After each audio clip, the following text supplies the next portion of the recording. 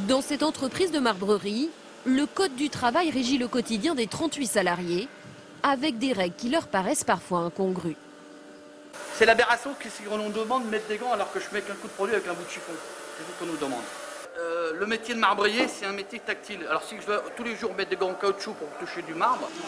Le patron est lui aussi exaspéré par certaines contraintes incompatibles avec le métier. Ces portes sont obligatoires, mais restent inutilisées. Les portes, elles sont grippées. Normalement, le Code du travail nous impose de fermer ces portes. Or, l'opérateur Badre qui est ici, s'il ferme les portes, il ne peut plus voir le travail qui est réalisé. Donc il est évident, si vous voulez, que je laisse faire, qu'il faudrait que les gens qui écrivent le Code du travail viennent travailler et sachent de quoi ils parlent avant d'écrire.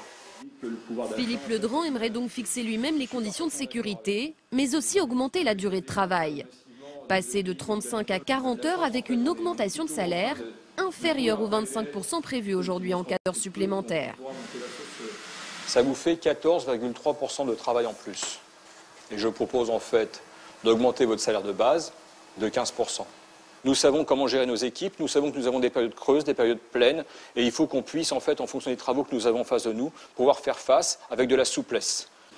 Sur la dizaine de salariés concernés, 2 s'y opposent, les autres sont prêts à travailler plus. Le patron va imposer des choses, on va être obligé de suivre... Non, il ne s'agit pas d'imposer. Le patron ne doit pas imposer une chose. Le patron doit proposer quelque chose. Je pense qu'aujourd'hui, si on est un peu plus flexible, je pense qu'on y arrivera. Cet argent qu'on n'arrive pas à gagner, peut-être qu'on va le gagner comme ça.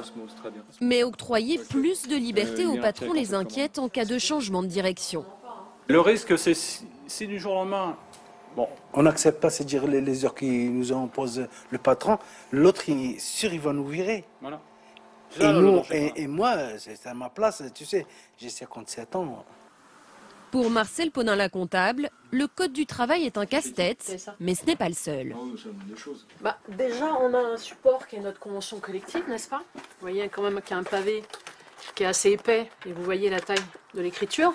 On ne gère pas une PME de 20 personnes comme on va gérer une entreprise de 100 ou 150 personnes. Pour échapper à ces lourdeurs, Philippe Ledran a même ouvert une société à Hong Kong. J'ai commencé en fait à transférer une partie de ce que je peux faire là-bas. L'avantage, c'est que j'ai la souplesse. Imaginons que demain ça n'aille pas, on peut fermer en fait, on peut adapter l'outil aux contraintes du jour. On n'est pas obligé de se trimballer avec un sac à dos de béton, quoi qu'il en soit, et quelle que soit la tempête, jusqu'à ce qu'on coule.